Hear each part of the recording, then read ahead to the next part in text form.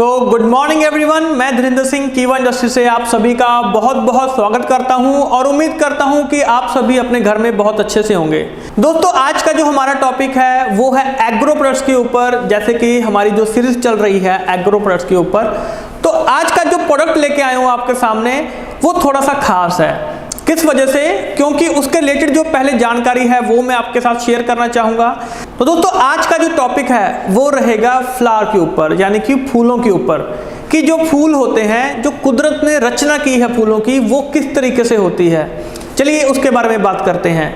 ये जो आप फोटो देख रहे हो, यहाँ पे जो फूल आपको दिखाई दे रहा है, इसको कुछ पार्ट्स में डिवाइड किया गया है। इसके जो पार्ट्स होते हैं उसके बारे में जानने की कोशिश करते हैं। जैसे जो सबसे बाहरी पार्ट होता है, जो आउटसाइड वाला पार्ट होता है, सबसे बाहर वाला, उसको कैलेक्स बोला जाता है। ये फूलों के सबसे बाहरी वाला पार्ट होता है। इसके जो आगे वाला पार्ट होता है उसको कोरोला बोला जाता है। कोरोला मतलब जो फूल की पत्तियां होती हैं उसको कोरोला बोलते हैं। ये जो फूल की पत्तियां होती हैं, तो जितने भी इंसेक्ट्स होते हैं जैसे कि मधुमक्खियां वगैरह, तो ये उनको अपनी ओर आकर्षित करने का काम करता है। वो क्यों करता है इसके बारे में भी बात करने जा रहा हूं। तीसरा जो पार्ट होता है उसको बोलते हैं एंड्रोशियम। एंड्रोशियम यानी कि फूलों के अंदर जो मेल पार्ट होता है उसको बोला जाता है एंड्रोशियम। अब ये एंड्रोशियम क्या करते हैं? एंड्रोशियम के ऊपर परागकण होते हैं। तो जब मधुमक्खी उसके ऊपर आके बैठती है फूलों के ऊपर, तो उसकी बॉडी को, उसकी शरीर से, टांगों से जो परागकण होते हैं वो अटैच हो जाते हैं। उसके बाद जो चौथा पार्ट आता है गाइनोशियम, यानी कि फूलों के अंदर जो फीमेल पार्ट होता है। अब ये फीमेल पार्ट क्या करता है कि जब वो मधुमक्खी मेल पार्ट से उड़ के जब वो दूसरे फूल के ऊपर जाके बैठती है, तो जब वो वहां के फीमेल पार्ट से, गाइनोशियम से जो परागकण उसने मेल पार्ट से उठाए और फीमेल पार्ट के ऊपर छोड़ दिए, तो जब वो फीमेल पार्ट का अपने अंदर वो परागकण जो ले लेता है, तब जो दूसरे फूलों की रचना होनी शुरू होती है। इस चीज को बोला जाता है पॉलिनेशन। साइंटिफिक लैंग्वेज में पॉलिनेशन बोलते हैं इसको। तो हमें पता चल गया कि फूलों के अंदर जो संरचना होती है, अब ये मधुमक्खियों की वजह से हो जाए या कोई और इंसेक्ट्स होते हैं उनकी वजह से हो जाए। जैसे फूल अगर एक दूसरे से टकराते हैं, राइट, तो अगर वो जो परागकण है वो मेल पार्ट से जुड़ के फीमेल पार्ट के साथ अटैच हो जाए, तो वहां पे जो फूलों की संरचना है वो दोबारा से होनी शुरू हो जाती है। तो आई थिंक अब आपको पता चल चुका होगा कि ये जो पॉलिनेशन होती है, इसका जो प्रोसेस होता है वो किस तरीके से होता है। तो दोस्तों, ये जो जानकारी थी ये हमारे प्रोडक्ट से रिलेट करती है। अब कौन सा प्रोडक्ट है जो कि फूलों के ऊपर काम करता है, तो हमारे दिमाग में आसानी से बैठ जाएगा कि अगर फूलों की कहीं पे भी बात हो रही है तो हमने कौन सा प्रोडक्ट इस्तेमाल करना है। लेडीज एंड जेंटलमैन, आप सभी के सामने पेश है हमारा आज का प्रोडक्ट, जिसका नाम है कीवा फ्लावर बून। तो आइए देखते हैं और इसको आसानी से समझने की कोशिश करते हैं।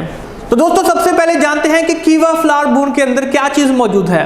दोस्तों, इसके अंदर 35% नाइट्रोबेंजीन है और साथ में नेचुरल वेजिटेबल जो प्रोटीन होता है वो इसके अंदर मौजूद है। तो दोस्तों, अब देखते हैं कि ये काम कैसे करता है, इसके काम करने का तरीका क्या है। बिल्कुल सिंपल सी चीज है कि जो नाइट्रोबेंजीन होती है वो पौधे के अंदर प्रोटीन को एब्जॉर्ब करने का काम करती है। यानी कि अगर प्लांट में जो प्रोटीन की डेफिशिएंसी है, प्रोटीन की कमी है, उसको पूरा करने का काम करती है। और ये साथ ही CN रेशियो को भी मेंटेन करता है। ये CN रेशियो क्या होता है? सिंपल सी चीज है कि उसमें कार्बन के कितने पार्ट हैं, नाइट्रोजन के कितने पार्ट हैं, उसको CN रेशियो बोला जाता है। तो यानी कि अगर कार्बन 25 पार्ट जो होता है उसको अच्छा माना जाता है, नाइट्रोजन का 1 पार्ट, 25:1, राइट। तो इस चीज को एक अच्छा पार्ट माना जाता है, इस रेशियो को एक अच्छी रेशियो माना जाता है।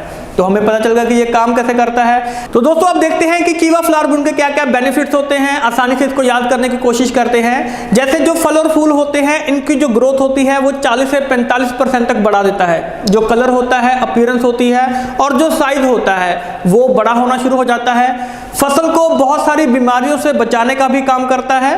और जो बेनिफिशियरी इंसेक्ट्स होते हैं, जैसे जो मधुमक्खियां होती हैं या लेडी बीटल्स होते हैं, जो बेनिफिशियल होते हैं, तो उनको कोई नुकसान नहीं पहुंचाता है। तो हमें आसानी से इसके बेनिफिट्स पता चल गए। तो दोस्तों, अब लास्ट में देखते हैं कि इसको इस्तेमाल कैसे करना है। देखिए, बिल्कुल सिंपल है। 1 से 1.5 ml कीवा फ्लावर बून को 1 लीटर पानी में मिक्स करके आप डायरेक्टली पत्तों के ऊपर इस्तेमाल कर सकते हैं। और 2 ml कीवा फ्लावर बूंद को आप 1 लीटर पानी में मिक्स करके जो भी फूलों की फसल वगैरह होती है उसके ऊपर इस्तेमाल कर सकते हैं। और इसको इस्तेमाल करने का तरीका ये है कि जब भी इसको आप इस्तेमाल करेंगे, स्प्रे करेंगे, तो आपने ये चीज़ ध्यान रखना है कि वो अच्छे तरीके से गीला हो जाए, वो वेट हो जाए अच्छे तरीके से। और दोस्तों जो कीवा फ्लावर बूंद है वो फसलों के ऊपर, जैसे कि टमाटर की फसल होगी, बैंगन की फसल होगी, मिर्च की फसल होगी, कपास हो गया, तो इन सभी के ऊपर और भी बहुत जो सारी फूलों की फसलें होती हैं वहां पे आप इसको आसानी से इस्तेमाल कर सकते हैं। तो दोस्तों आपको कीवा फ्लावर बूंद कैसा लगा इसके बारे में कमेंट जरूर कीजिएगा। और अगर आपकी कोई क्वेरी है, कुछ पूछना चाहते हैं या आप मेरे साथ मीटिंग करना चाहते हैं जो कि बिल्कुल फ्री ऑफ कॉस्ट है, तो प्लीज नीचे कमेंट कीजिए, मुझे आपके कमेंट का इंतजार रहेगा। और अगला वीडियो किस प्रोडक्ट के ऊपर चाहते हैं वो भी नीचे कमेंट जरूर कीजिएगा। तो दोस्तों जल्द ही मिलते हैं एक नई वीडियो के साथ, एक नए प्रोडक्ट के साथ, एक नए कंटेंट के साथ। तब तक के लिए मेरे साथ बने रहने के लिए आप सभी का बहुत बहुत शुक्रिया। Thank you.